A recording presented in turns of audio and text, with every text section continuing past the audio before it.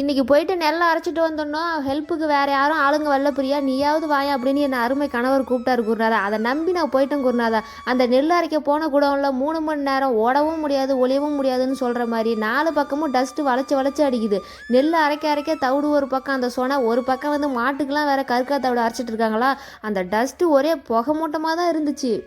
Machine தானே நெல் அரைக்குது, நமக்கு என்ன கொஞ்சம் நேரம் இடையில ரெஸ்ட் எடுக்கணும்னு நினச்சா அதுவும் முடியல. ஒரு பக்கம் அந்த மிஷினை ஸ்டார்ட் பண்ணி நெல் அரைக்கிறதுக்கு ஆரம்பித்ததும் 4-5 மூட்டை எல்லாத்தையும் அரைச்சி வச்சுட்டு அதுக்கப்புறம் தான் அந்த மிஷினே ஆஃப் பண்ணுறாங்க. சரி அதை விடுங்க, நெல் எப்படி அரைக்கிறாங்க, அரிசி நம்ம கைக்கு எப்படி வருதுன்னு பார்க்கோமா.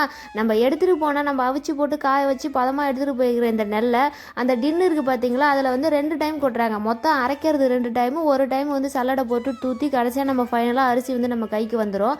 இந்த முதல் தடவை வந்து நம்ம நெல்லை வந்து இந்த டின்னில் போது அதை வந்து அரைச்சி அரிசியும் தவிடும் ஒன்றா தான் வருது.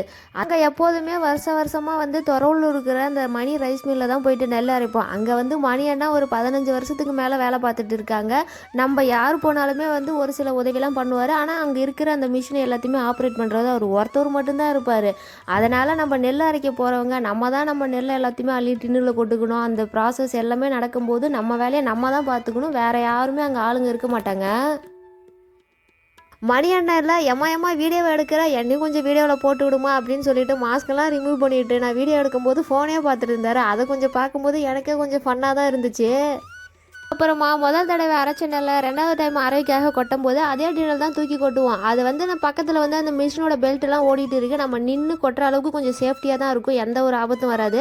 அந்த 2வது டைம் கொட்டும் போது தான் அந்த அரிசியை வந்து அந்த மிஷின்லேயே வந்து ஒரு ஸ்க்ரூ டிரைவர் போல் இருக்குது, அதில் கொஞ்சம் அலைன்மெண்ட்லாம் பண்ணி வைக்கிறாங்க.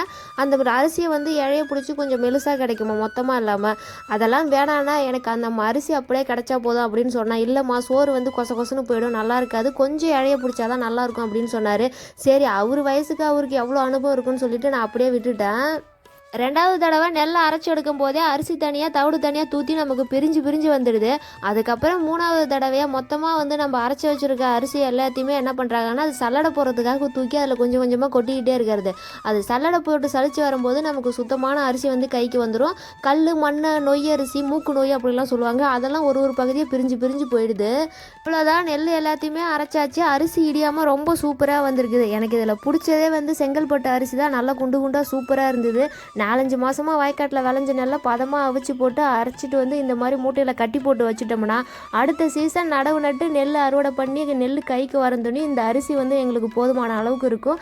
இந்த மாதிரி தான் ஸ்டோர் பண்ணி வச்சுக்கிட்டு அரிசியை ஒரே டைமில் ஸ்டோர் பண்ணி வச்சுப்போம்.